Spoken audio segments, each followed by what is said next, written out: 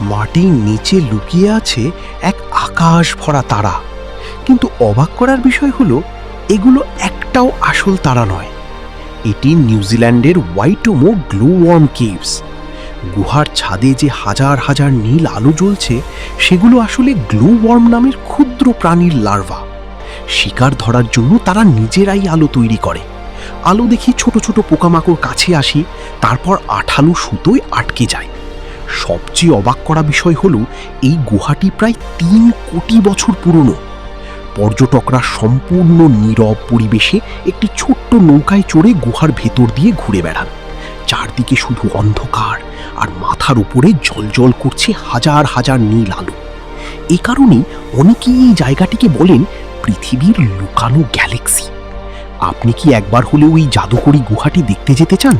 কমেন্টে জানান। আর এমন আরও অবিশ্বাস্য জায়গা জানতে ফলো করতে ভুলবেন না।